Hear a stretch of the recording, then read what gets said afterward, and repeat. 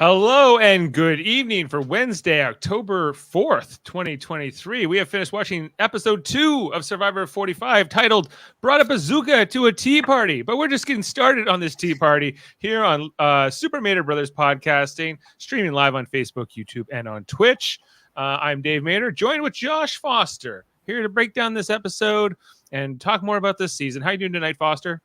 Doing well, Dave. Doing well. You know, it's good to have Survivor back, even though an hour and a half is still long. It's taken some getting used to, I gotta say. Like the pacing of the episodes is longer, as you would imagine. I was like, when we were done the hour tonight, and we hadn't even had the immunity challenge yet, right? So like that hadn't been. We hadn't. It was mostly on tribal dynamics. Who's kind of aligned with who, how are things going, and so I kind of like it, although I'm not used to it yet. Is kind of how I'm feeling. How about you? Yeah, you know what? Like I made a note, and it was like 50 minutes into the episode is like when they started the challenge, right? Right. So the majority of the episode was basically just to summarize, like the boat and the advantage challenge.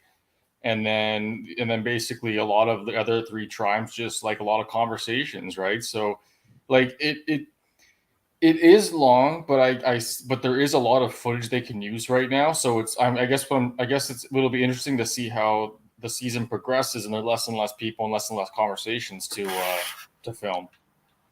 Yeah, like or are you just gonna get more of people's paranoia because they have nothing to do but sit around all day and think about who, might be a threat to them or not be a threat to them in their game. So, but yeah, we're in uncharted territory in terms of these edits because, of course, 90-minute episodes never happened before unless it was like a special episode where they were voting out two people, but those were very few and far between. So it's not unusual for a premiere to be longer at 90 minutes, but now that we're just into the season, I'm like, okay, and I can kind of just sit back and sort of take the whole episode in. So I guess it's a good thing. We're gonna see how this plays out, but spoilers ahoy, we'll be talking about who got voted out in this episode. We'll be talking about challenges and everything else, so if you don't want to know, don't listen. All right, so getting into it here, Brandon is put out of his misery, Foster, and allowed to have his torch snuffed out here. This guy was first overall in our draft, and has there ever been a big disappointment? Is this guy? I believe that Caleb compares the Lululemon losers to the Cavaliers when LeBron left the first time. How do you feel about that? Yeah, it's a decent analogy. It's Brandon did not get off to a good start, right?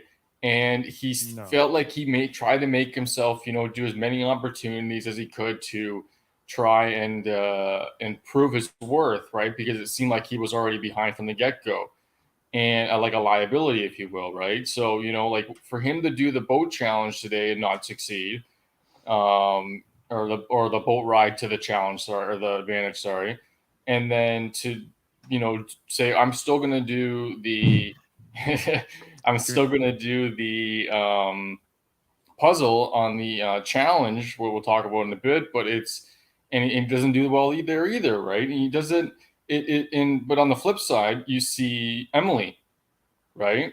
And how she kind of turned things around. So it was between those two, like the whole episode, it seemed like, not like in a vicious way, but Brandon just kept digging himself a hole. Yeah, but if it was a challenge to actually see who could dig a faster hole, I don't think Brandon would win that one either. Like, this guy is one of the worst challenge performances I've seen ever. Maybe, like, it's just been like he jumps into both this challenge tonight, the immunity challenge, and the one in the previous episode where he takes on a big task, like a puzzle, or in the first episode, I think it was him trying to get up that ladder and row to the thing and come back. And these are very poor performances. He gets a chance tonight to win or to get that immunity idol. He finds it first in that tree, but because it says buyer beware, he gives it to Sabia. And then she ultimately does get it, although that she can't get at it because she has to. It's the caveat is it's in wax, and you have to at least, I guess, at least one challenge, have fire, in order to use it. So what are they doing then? Are they just having coconut milk there? Like, what are they? They're not eating anything, right? Well, yeah, like the big one I wonder about is water, because don't you have to boil your water out there, and how are you going to boil it? They all have their own wells, don't they? They have the wells, but I don't think you're supposed to drink that well water unless you boil it first, just to make sure that there's no, bacteria or parasites or anything like that. And so, like, my always understanding is if you don't have fire, you don't have water, because you can't boil it unless whatever you maybe had in your canteen on day one, and if you can ration that out. But now this Lulu tribe has gone 5 days. You can't go 5 days without any water. That doesn't make any sense. Well, it looked like Caleb was getting water for himself from the well in this episode. So okay, they're obviously there must be some sort of level of health to it, because I don't know, like unless they're forced to, because that's all they have. But it seems like it just doesn't seem right though, because they're at a huge disadvantage, right? Like 5 days is a long time. 5 days, yeah. So maybe you're right. Maybe that because this is a permanent location now that they go to in Fiji every season. Maybe these wells are safe, and they don't have to worry about those kinds of concerns. Maybe I'm just thinking of the old days. Sam thinks there is a filtration system involved, or at least that water is not contaminated to the point where you have to boil it. So, well, like what if you're saying there's permanent fixtures, and they've I wouldn't put it past them to dig a well, fill the entire, encase it in concrete, and then just pour like drinking water in there. Yeah, you could. Like, that would. It's a lot of water. It's a lot of drinking water, but it would work. Well, really, that's the only thing you have to survive out there is water. So that's really the only thing the producers are definitely on the hook to make sure that you don't die of dehydration. So beyond that, like, you can go hungry, you can go days and days without food. You're not going to die without food. You could get in some serious issues without enough water. So, and so that's why I always thought, like, if you didn't like that they used to reference this in earlier seasons where if you didn't win your flint by a certain point, you didn't have any water, and therefore, like, that was weighing on you, not just like the lack of food, the lack of shelter, and everything else that comes with being on Survivor. But it seems like maybe that's gone away now, and I'm not sure exactly when it went away. But now that Lulu has lost both of these back-to-back challenges, which I can't remember the last time that happened either. I don't think it happened last season. Normally, we see a bit of, a back and forth, but not in this season. So last season, purple lost the first tribe, then orange, then purple, then to green. And then the season before that, yeah, there was sometimes you have back-to-backs, but normally not the first two like this. So yeah, it's a tough look. Once again, it just goes back to, what we were saying last week, and it just seemed like they were kind of that Lulu tribe was drawing the short straw. Like, it just doesn't seem like it's like you can kind of get a sense that they're all really good at talking, but there's not really like like it feels like the other two teams just far ahead of them. Yeah. Okay. So, yeah, some interesting things here. Okay, so let's just talk about what we actually saw in this episode, and we kind of went through the three tribes. Let's start on the Bellow tribe. I'm not going to show any footage tonight because last episode I was getting copyright strikes up the wazoo. I had to repost our last podcast with the footage blocked out. I used a big picture of Jeff Probst's face.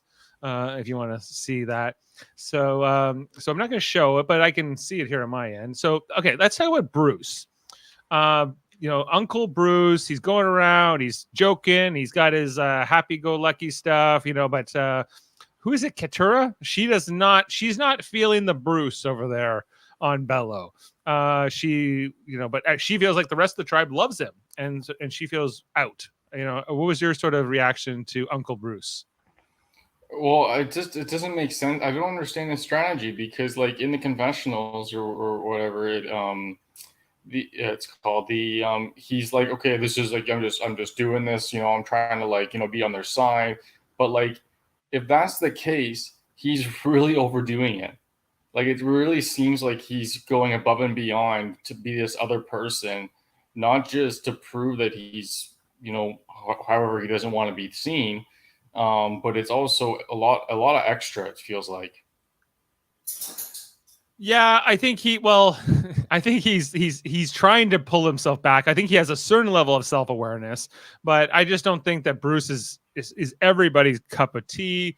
I think I would get along with him in real life, but I think a lot of people wouldn't, just because he's kind of out there. He can. I think he is a bit authoritative. I'm trying to remember what his profession is. Bruce. Hold on. But he's like talking about like this, he is kind of the dad on his tribe. He just says he doesn't want to be a dad, he wants to be the uncle, but he's on the older end. He's 46 at the time, now 47. He's an insurance agent. Okay. So there's good old Bruce. But Bruce is my draft pick, and I'm feeling okay about him. He was a late pick, and I don't think he's probably going to win this game, but you never know. I think that he's got an outside chance, and he seems to be allied with my other pick. What's that guy's name from Boston? Jake. Yeah. So, and we saw here that Katura not loving Bruce. We had that from last week in the preview, so that was kind of teased here. Where's my Bruce? Bruce does a lot of stupid stuff. I'm just like, who is this guy? Who is this guy?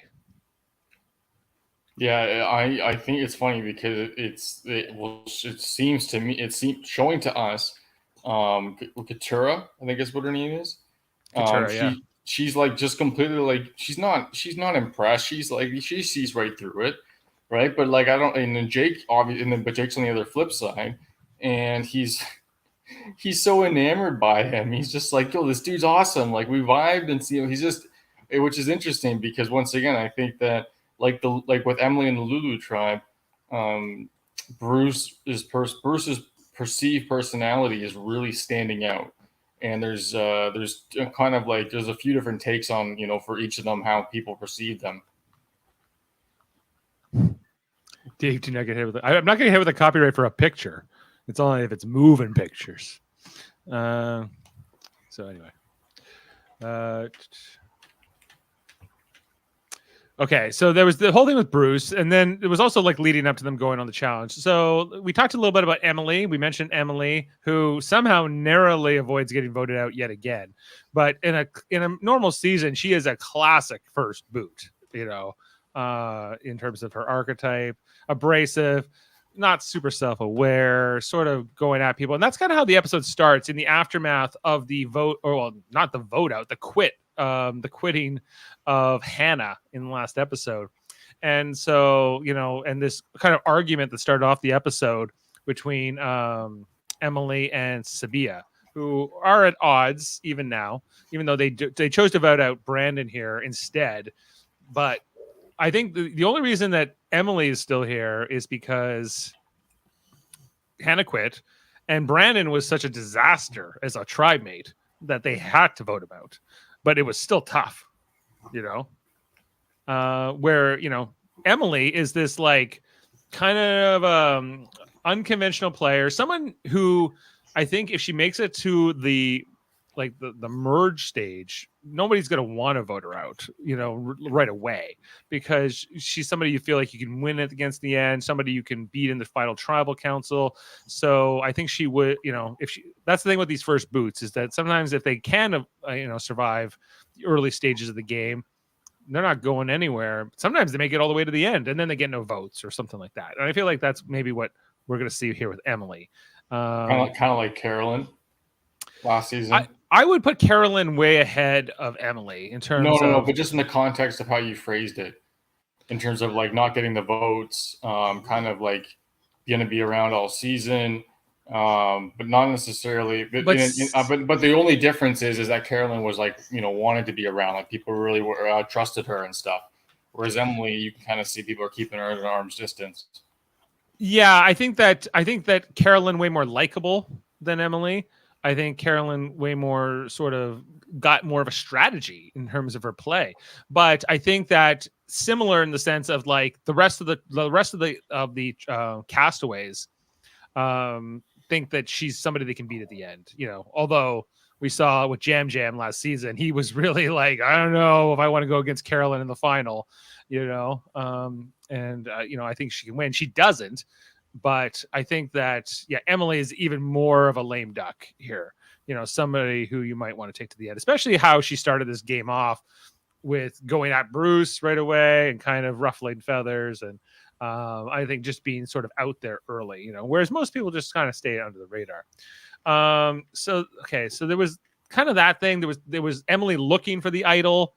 Also, and then the other, Caleb and Sean and others saying like, well, why don't we go and find her looking for it? Because they were still holding on to this hope that they were going to vote out Emily this episode. They don't. But then they send like Sabia to go like be her idol hunting buddy or something like that, right? Like in a buddy system, which Emily kind of sees through. Any thoughts on any of that? Emily is, and Jeff kind of said it best last week, like Emily is going to be kind of like the one you want to be watching every night, right? There's going to be a lot, if she sticks around, like you said, there's going to be a lot of footage of her. And because she's, the way that she explains things, the way that she approaches things, even her ability to kind of, and I was impressed actually, because I thought at the beginning of the episode she was doomed, but her ability to flip this, to kind of like wake up the next day and be like, oh no, I screwed up, right? And then like kind of just like, move forward with that, right? Rather than, stay still, because if she stood pat, then, she'd be out tonight instead of Brandon.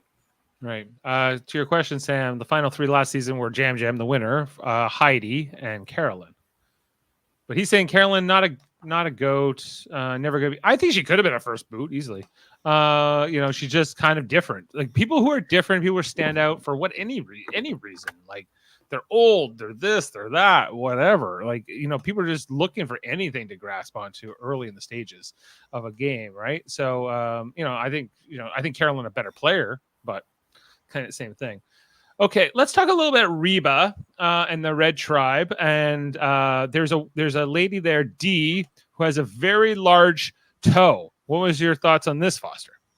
I was looking at my feet and I'm like, do I have a very large toe? I'm like, what is this about, right? And then I don't, but I didn't realize until she showed it what she meant. Like I was kind of like, my big toe is the biggest toe of mine. Like, but it's like, oh no, it's like it's elongated, if you will. That is a little longer. Like mine. Like some people have like where that I don't know what that second the one left to the left over from the big toe. I don't know if that has a name. I would call it like the index. It's like if it was your hand, it'd be the index finger, right? So like my big toe and my index toe, I guess, are the same length. Dee has this extra like half an inch on her big toe. Although, I've seen different feet styles, like patterns with toe lengths can kind of be based on genetics and things like that. So it was kind of an interesting segment.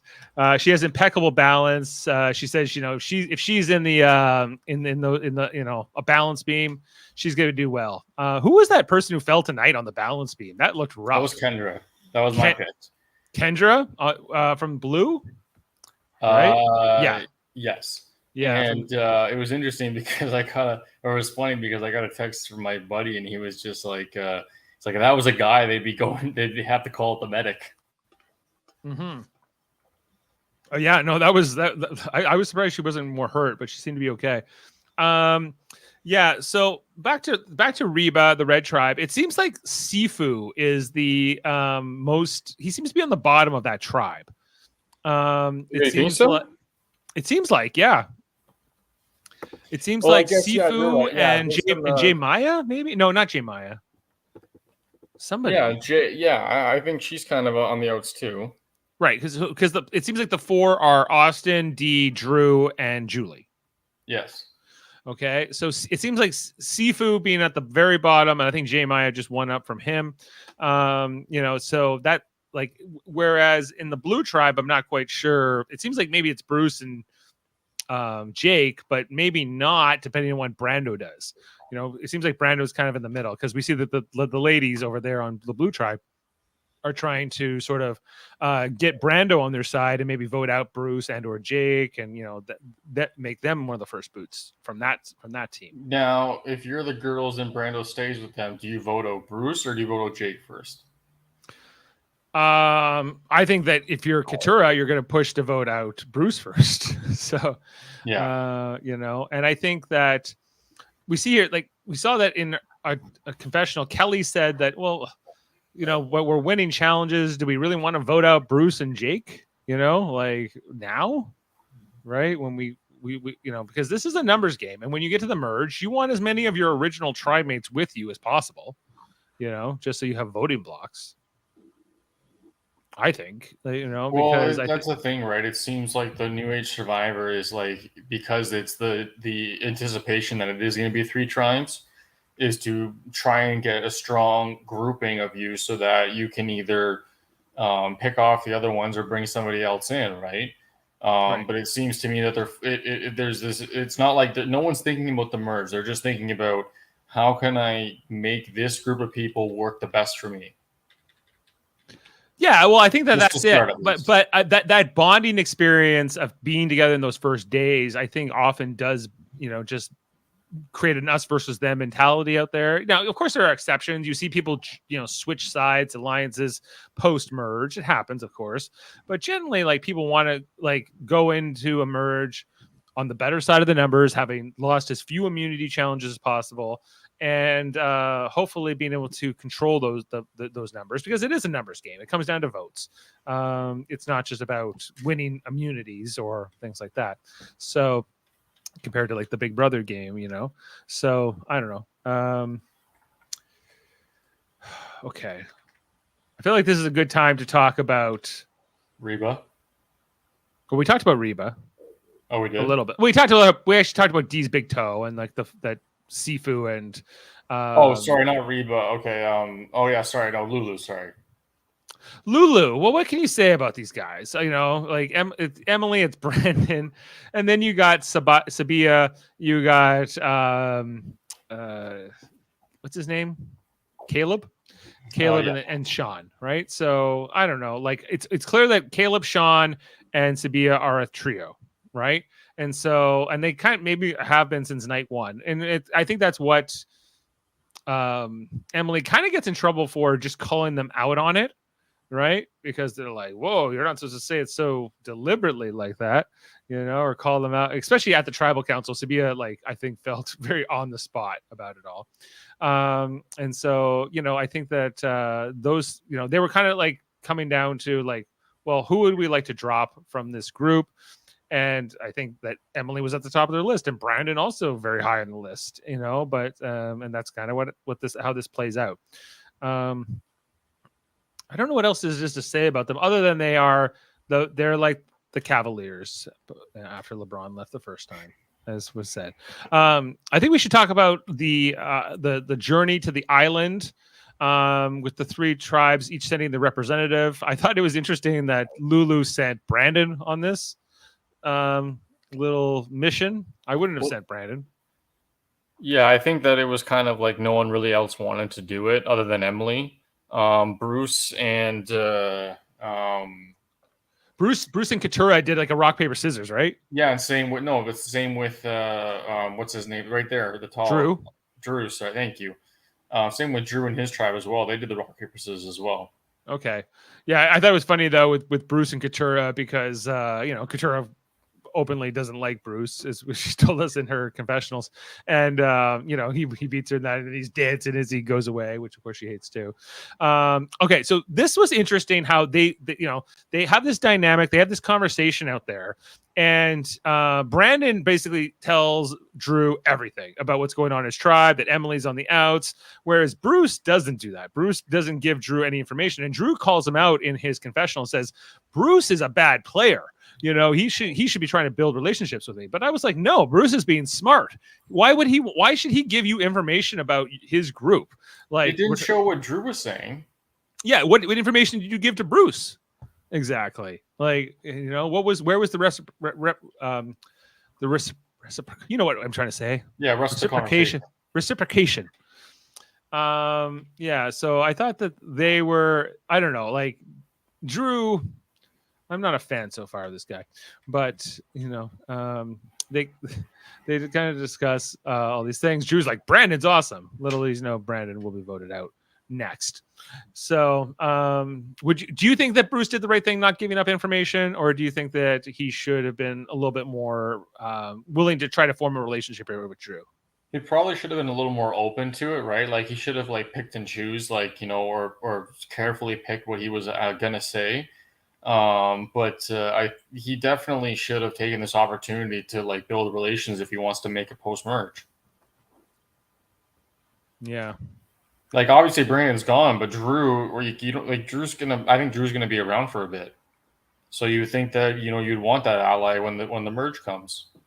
Maybe, but what happens if you get to the merge and Red Tribe has a slight advantage over Blue in the numbers? Like, I think Bruce is thinking like, I'm not going to sell out my tribe mates for what? What am I getting out of this? Why should I tell you anything, Drew?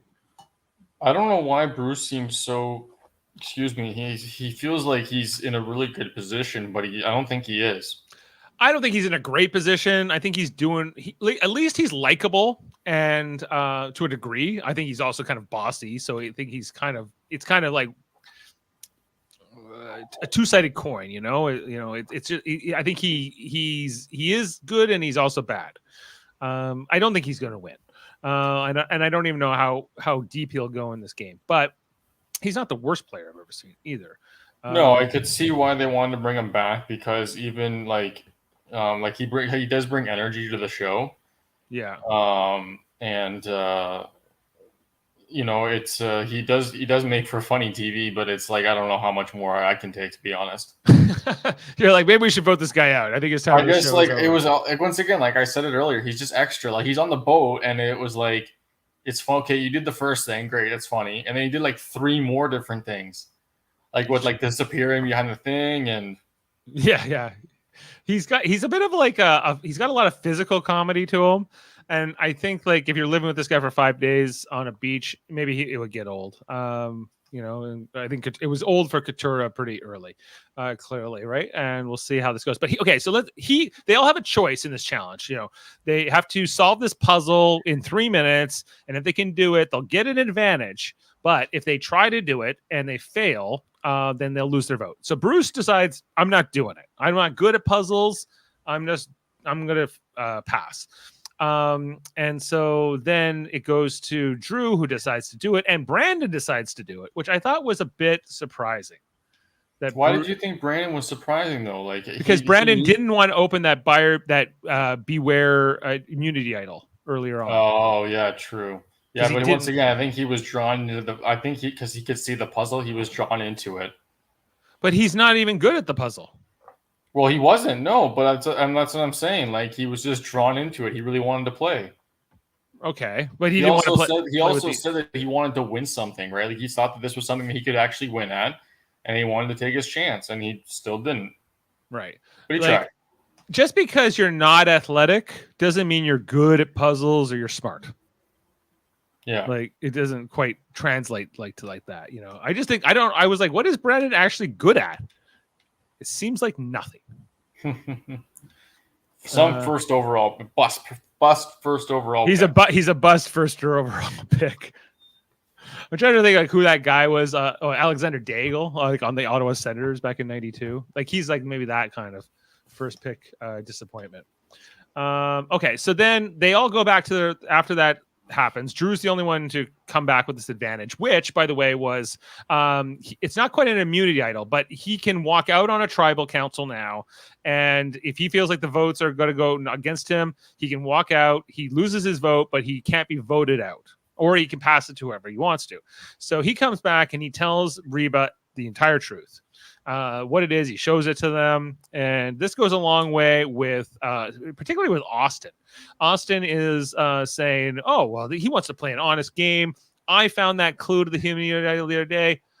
Now I feel like I can work with Drew, and so he kind of does have a conversation with Drew, a couple minutes later. where he wants to start building that duo, them on the beach there. Bruce doesn't do it, but I guess maybe it's.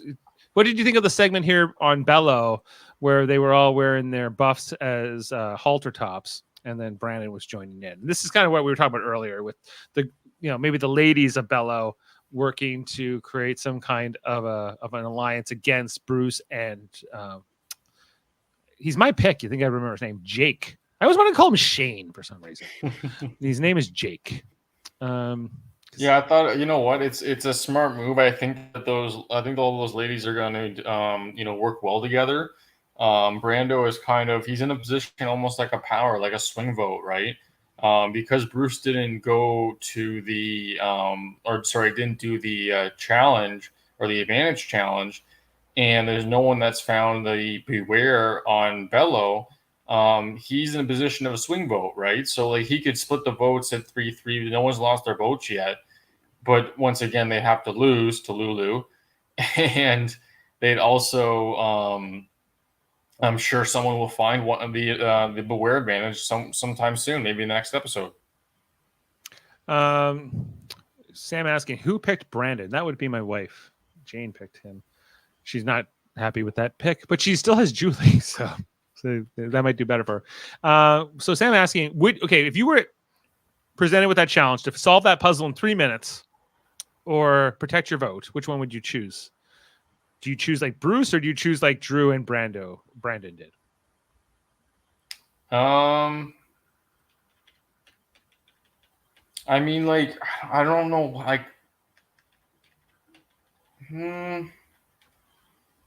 I probably protect my vote because it's an easier story to pull off.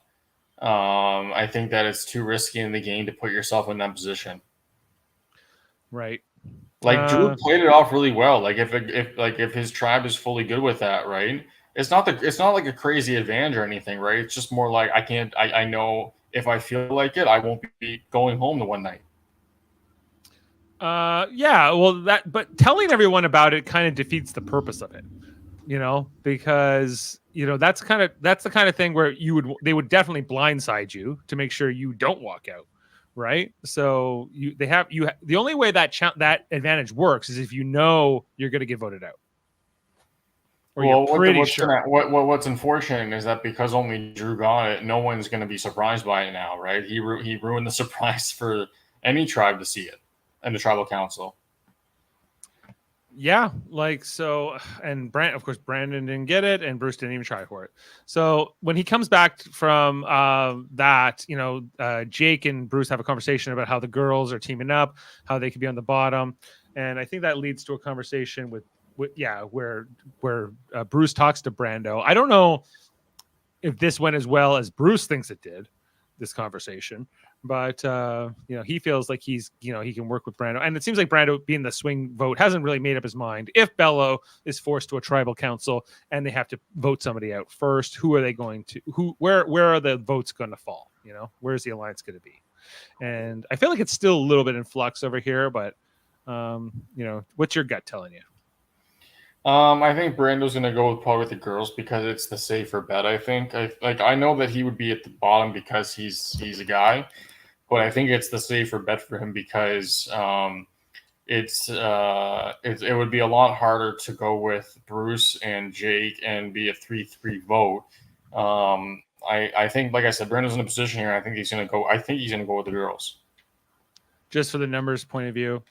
Okay. Well, we have a request here. Let's talk about Kelly because she's on Bello. So, and she kind of says, well, but she's not even sure she wants to work with the girls. She's like, well, maybe it makes more sense to keep Jake and Bruce. They're not really showing much of her, right? And I think I saw a comment from Jaemeel earlier, and he was, they're not showing her a lot because that means she's going to be featured later on, so she'll be around for a bit. Yeah, be happy because this is the new it girl for Sam this season, and be happy there's less Kelly right now because if she was featured more, she would probably be going home. Well, that's sometimes true, but Jam Jam was featured a lot last season and he won. So right through the whole story, so it's not always an indication you're going. So yeah, I don't know. I thought things were interesting on Bello. Red, same thing. I'm finding all the tribes interesting. Okay, and then we have the challenge itself, the immunity challenge. Interesting to see if I can find a wide shot here of everybody. Classic challenge out in the middle of the ocean here on these floating platforms. Smash a tile, get the key, go over a balance beam, solve a puzzle at the end. We've seen this kind of thing before. And a new puzzle also unveiled here. They called it a coral puzzle, which Brandon ended up doing very badly at. Well, it was interesting because Jeff made 2 points to say, the first rule was, or the rule was that you can't sit out back-to-back challenges, right? And I think that's because of last season. And I can't remember her name. Oh, yeah. She sat out like 3 or 4 challenges in a row. And it was like ridiculous. Right. Yes, I remember that. And he was just disgusted with it. Yeah. And then the other one, too, is that he mentioned that's a new puzzle. And that goes back to your pick from last season. Not Cam. You mean nerdy guy? Yeah, I'm sorry, I'm blanking on his name, but because he knew all the puzzles, right? So they had to change it. So I'm happy to see that they caught these they finally were like, oh, it's that bad, it's that obvious, like we need to change. Yeah, Carson was who you were thinking of. Carson, yeah. I always thought like this whole like. So what was the rule that was changed? It was always that you couldn't sit out back-to-back challenges unless there was somebody who's voted out. I can't remember. It was just like, so if you Sofu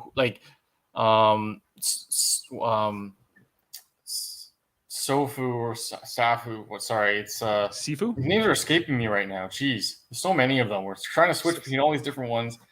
Yeah. Anyway, so he sat out, so he's gonna have to do the next challenge. Right, but I'm just trying to understand what changed in this rule exactly, because I thought that was the rule anyway. But it seems like you could, if there was like a reward challenge and an immunity challenge, you couldn't sit out back to back. But it would that rule would reset like after somebody was not evicted but voted out, sent off the island. And then, and so that's what that contestant last season that you were alluding to. I'm trying to remember who that was. Claire, I think. Claire? Was it Claire? Claire Rapson? I can't remember that's her name. That's what Sam said. It was Claire. Okay. So, I remember he was like, so you're sitting out again, are you, Claire? And she was like, yep, I'm happy. And then they eventually voted her out. But, so he's saying like, no more. So if you are competing in this one, you have to compete or you're not competing. If you're sitting out here, you have to play next one. So, hey, why not? I think that's completely legitimate and it should be a fair rule. You don't have to win the challenge, but you have to compete in it. So, okay. The other thing I thought was I know they've been doing this for years, but the one thing that I found curious, I don't know if I can get a shot of it here, but okay, you come off that platform and you smash the tile, right? And then you grab the key. But then the club, there's 4 clubs, right? And so those, by the time you're the 4th person going, there are now multiple floating clubs in the water, and you're jumping on this platform, and you have to make sure not to smash your face with a club that happened to be floating there. Am I overthinking this, or is this a hazardous thing? I don't think it's a hazardous thing. Clearly, nobody got hurt. So they're going feet first, right? Like they're not going they're not falling, right? They're like jumping. Yeah. That's true. I don't know. It just seemed like I'd be worried about running into one of those things when I jump off there, but maybe that was less of a concern, or somebody just clearing away those clubs. These balance beams out in the middle of the ocean always look very scary. I think I was kind of questioning Sean here with his shoes, and a few of the contestants did wear shoes, but we saw what was her name from Blue, Kendra, who wipes out on this balance beam. That I get, even though you have to swim with your shoes and then go across this thing with wet shoes on, I think you're probably better off to do that than to be in bare feet, because I just think that paint on they paint the balance beam seems to make it very slippery. That's how it seems. Well, I haven't seen like a 3-tier one or a 2-tier one like or 3-tier one, sorry, like this before. Have you? Not like a 3 like that. That's kind of what does make it stand out a little bit, because you kind of have to go up these steps and then come back down them, right? And some of them were able to do it very easily. Like we saw Caleb kind of did it with no effort. Whereas some of the others, Austin did really well. Austin did it really well. Kendra obviously had the big fall. And I think it was Jake who was, I think, the only one they showed that like fell. Or there was one other than Kendra, I think. Everyone was able to do it on their first try, it looked like. Let's have a risk here. Let's see if we can see Kendra's fall here. Oh, she like landed on her thigh.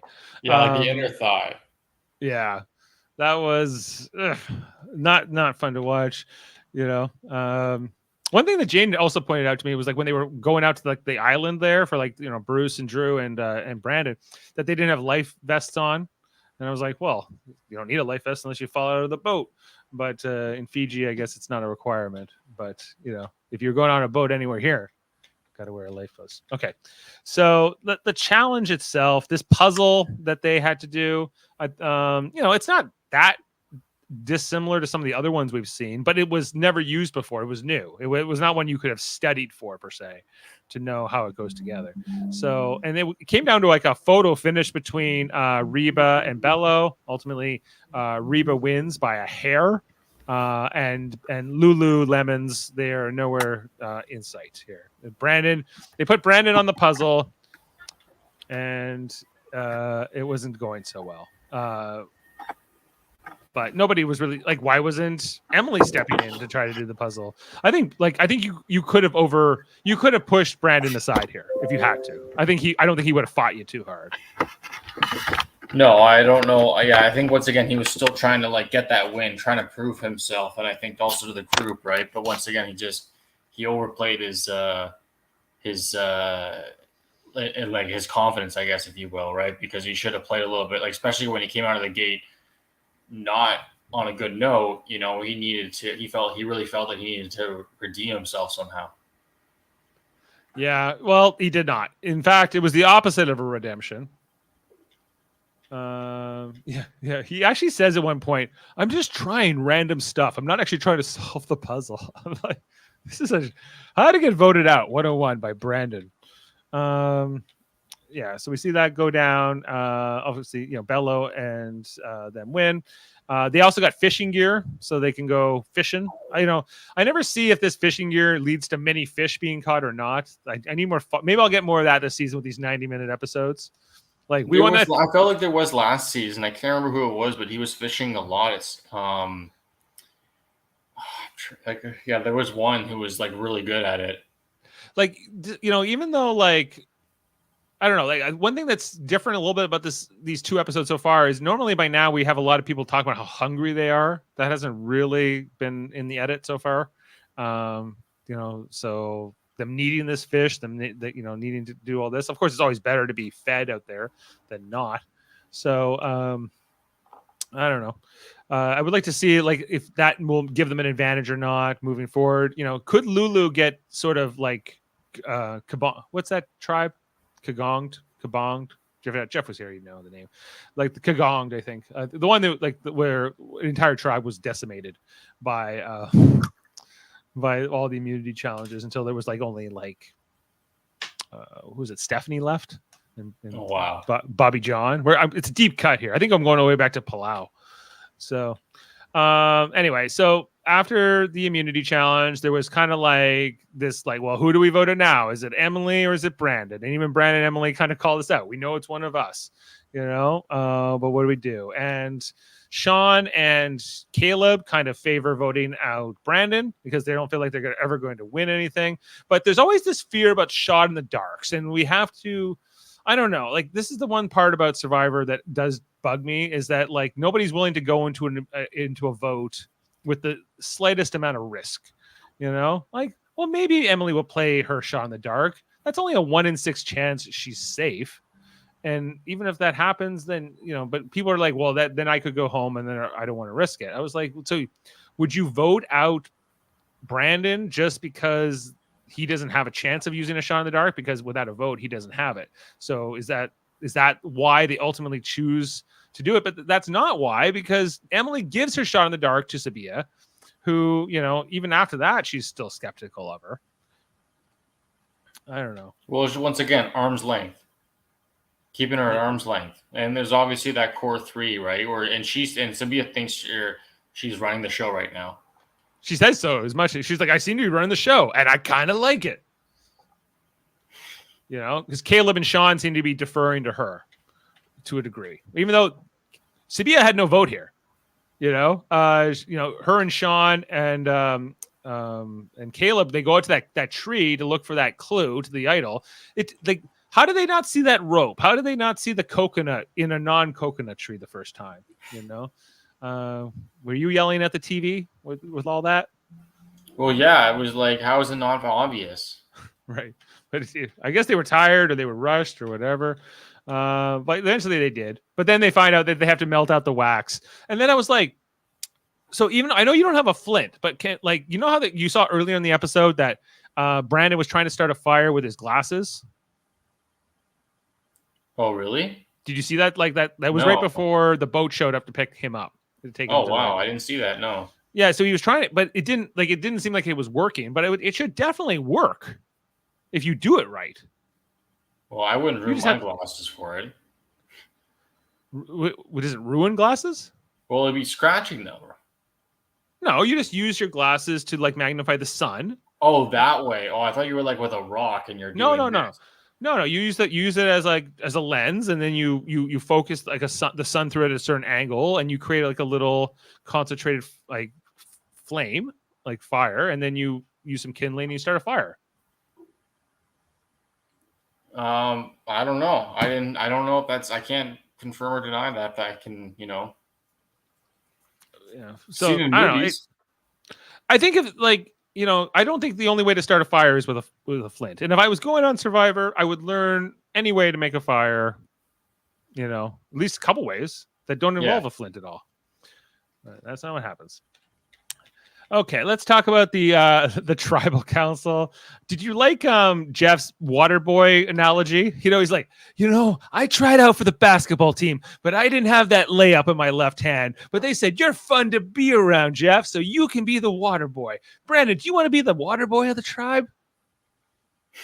I don't even know what that analogy means exactly, because Survivor tribes don't have water boys. We just changed the rule that you have to compete in a challenge if you sit at the last one. So there literally are no water boys or bench warmers in Survivor. Yeah, I don't know. I think he was trying to relate, but also like I would think he was telling the truth, but I just don't know why it was like brought up.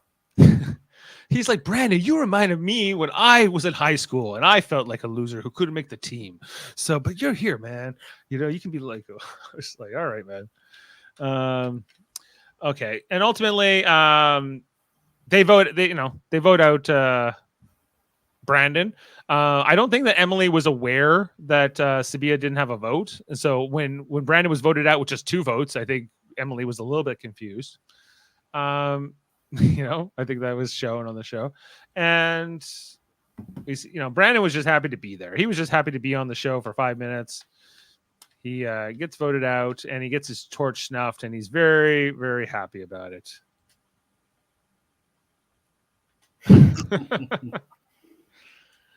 Yeah, he just looks at them. That was so cool. Right? It's even cooler when you don't get voted out. Anyway.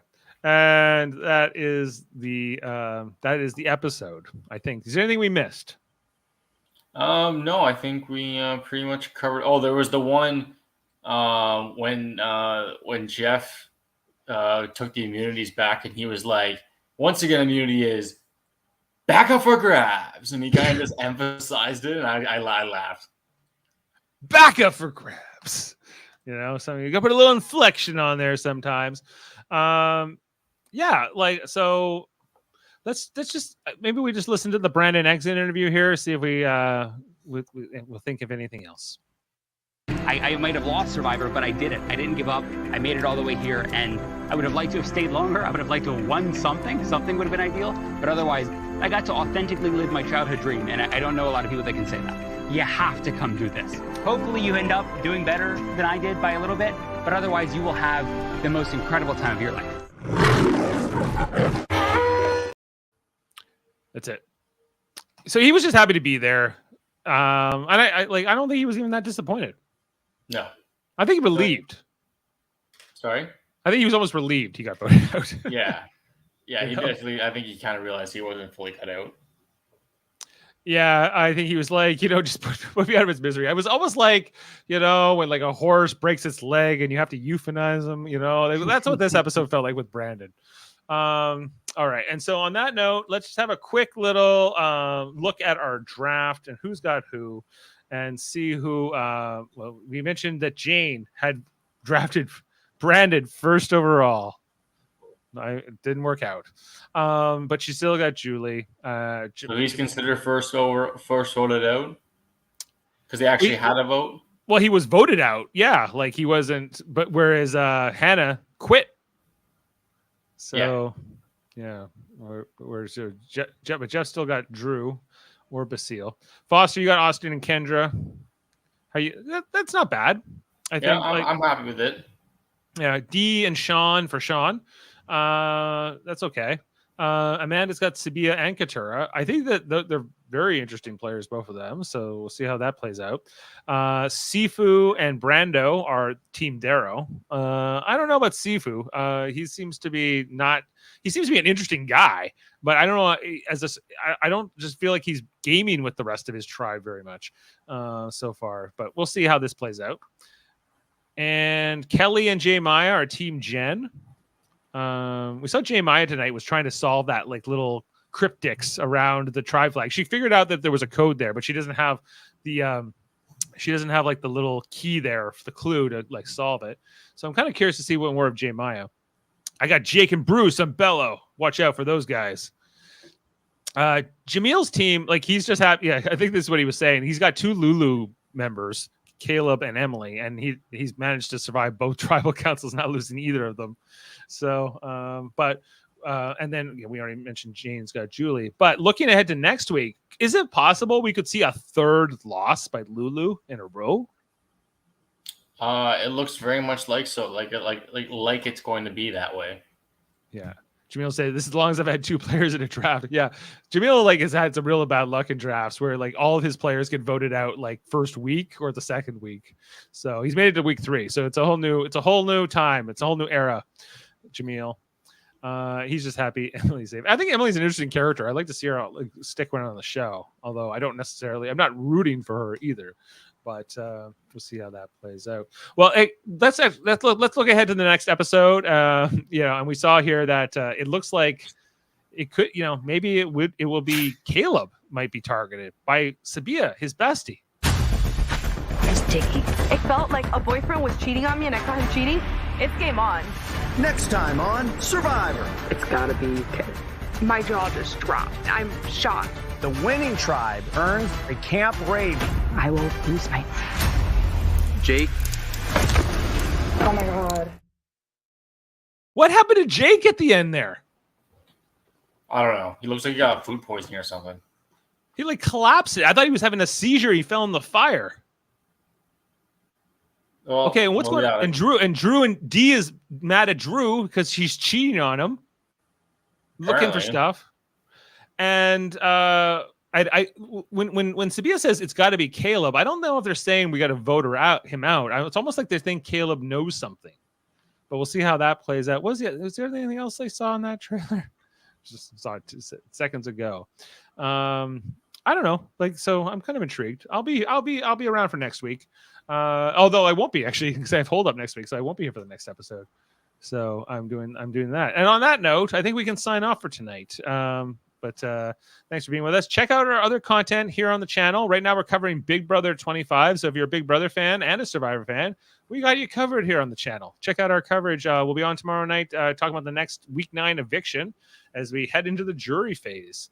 And we also cover Marvel content here on the channel. When like an MCU movie or show comes out, we do a review there. Look out for those in our playlists. The Federation of Podcasts, which this is a member, is a bigger network of podcasts. A lot of the same podcasters you see on this channel and other places, like Live Long and Podcast, where we talk Star Trek. Trivial Debates, where we have like arguments about TVs, movies, sports. There's a host and 3 contestants. Lots of fun. My son Eamon runs a music podcast called Eamon On Track, where he reviews music albums. We got Hellbound Podcast, very fitting now that we're in October, with Michael Chan, Alex Blackburn, talking horror and horror movies.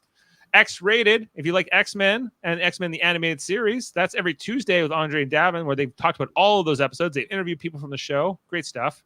The Graphic Histories Podcast, André Myette, legend from Nova Scotia, interviewing all kinds of interesting people like me and others on his Graphic Histories Podcast. Check that out. And as I just mentioned, Hold Up, a movie podcast. I won't be here next Wednesday because I'm going to be over there talking about space movies like Outland, Apollo 13, and Ad Astra. Yeah. And I think that's all I got. So thanks for being with us. Thanks to you, Foster. Always a pleasure, Dave. And on that note, we're going to leave you with a Jeff quote. We'll see you next time. Have a good one, everybody.